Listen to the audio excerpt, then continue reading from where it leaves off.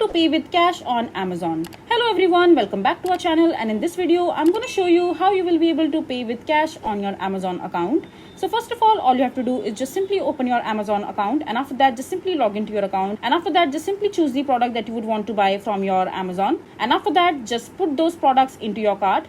I have already put products into my cart that I want to buy, and after that just simply click on proceed to buy and just simply select the delivery address or the shipping address. And after that, under the payment method section, when you will scroll down, you will be able to see a bunch of different payment method options like your credit card, debit card, UPI, EMI, net banking, and other details. And along with that, you will also be able to see the option called cash on delivery on pay on delivery. And after that, just simply select the cash on or the pay on delivery option, and as soon as you select that, just simply click on continue, and whenever you will get your parcel on your doorstep, then you will have to make the payment in order to get the parcel and receive the parcel. So this is basically how you will be able to pay with cash on your Amazon account. I hope you find this video to be helpful. So that is it for this video. If you find this video to be helpful, make sure to hit that like button and don't forget to subscribe to our channel for more such informative videos, and I'll see you the next time.